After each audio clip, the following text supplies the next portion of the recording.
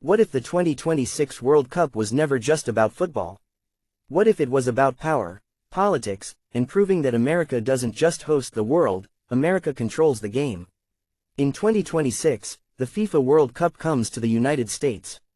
But behind the stadiums, the celebrations, and the flags, there's a question few people dare to ask: does America want more than just hosting rights?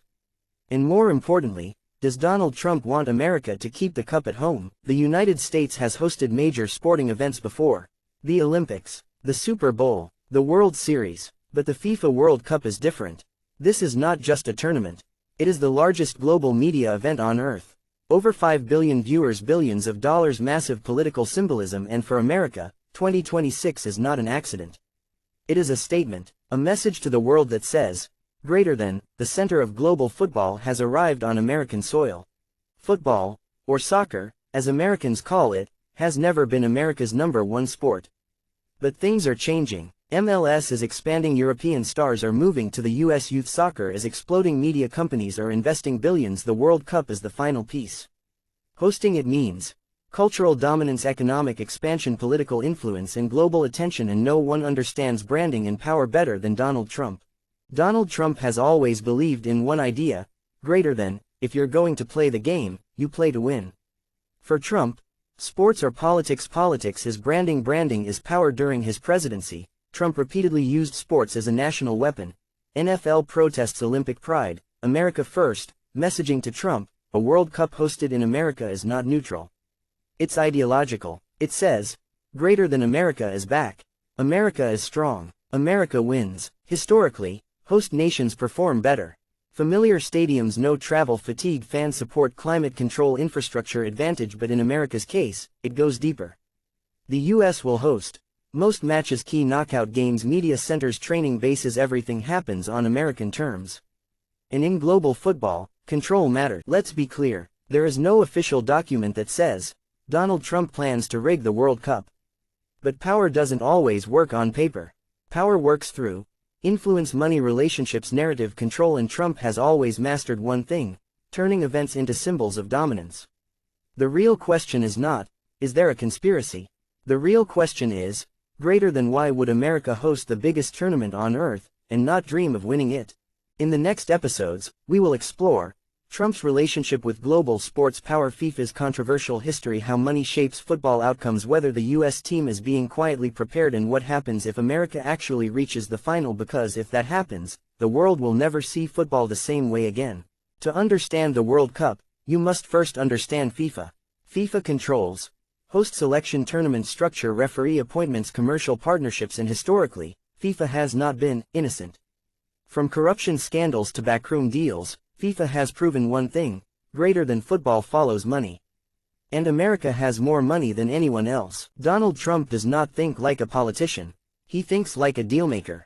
In Trump's world, everything is negotiable, every relationship has value, every favor has a price. This mindset fits perfectly with how FIFA operates. Not officially, not on paper, but in human reality. Influence doesn't need rules broken. It only needs doors opened. The United States didn't just win the 2026 bid. It dominated it. Massive infrastructure promises, corporate sponsorship, power, broadcast revenue guarantees, political stability, narrative. FIFA didn't choose America out of charity. FIFA chose America because America benefits FIFA. And when FIFA benefits, relationships deepen. Soft power is the ability to influence without force. America's soft power includes Hollywood, media empires, tech giants, advertising dominance. During the World Cup, every screen will show American cities, American brands, American values. That kind of exposure creates gratitude. And gratitude shapes decisions, subtly. No one is accusing referees of corruption. But pressure exists. Host crowds, media narratives, political expectations, security considerations. Referees are human. In close moments, a marginal offside, a soft penalty, extra stoppage time. History shows hosts often benefit. Not because of cheating, but because of environment. Notice something interesting. Donald Trump rarely talks directly about football tactics. He talks about winning. He talks about pride, strength, national dominance. This is intentional. Trump lets others discuss the game. He focuses on the outcome. Because for Trump, greater than. The story matters more than the process. There is a difference between rigging and preparing the battlefield. America is preparing by hosting most matches, investing in facilities, centralizing logistics, controlling narratives. None of this is illegal. All of this is powerful.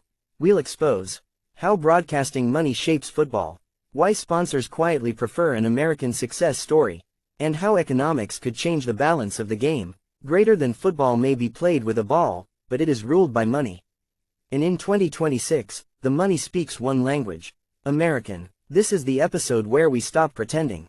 Because the modern World Cup is not decided only by goals. It is decided by broadcasting contracts, corporate sponsors, media narratives, and global market expansion. And right now, America is FIFA's biggest future. FIFA is officially a non-profit organization. But the World Cup generates tens of billions of dollars. Where does that money come from? TV rights, streaming platforms, sponsors, advertisers, merchandising, and no country on earth monetizes sports like the United States. For FIFA, America is not a host. America is a market revolution. Let's talk about broadcasting power. Major American companies control global sports networks, streaming platforms, advertising agencies, social media reach during the 2026 World Cup.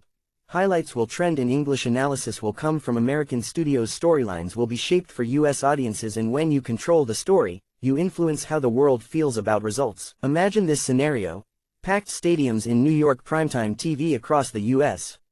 A young American team making a deep run for FIFA. That's not just exciting. That's financial magic. A successful US team means higher ratings, more merchandise sales, bigger sponsor activation, long-term fan growth. FIFA doesn't need America to win the World Cup. But FIFA needs America to believe in football. Global sponsors don't vote on referees. But they do influence priorities. Sponsors want stable markets, massive audiences, positive headlines, and American success story delivers all three. No phone calls are needed. No instructions are given. The system naturally leans toward what makes money. Donald Trump has always followed one rule: greater than. If you want to understand power, follow the money. Trump understands. Sports drive nationalism, nationalism drives loyalty, loyalty drives economic strength. A strong World Cup on American soil strengthens American branding, American confidence, American global image. Winning would be the ultimate multiplier.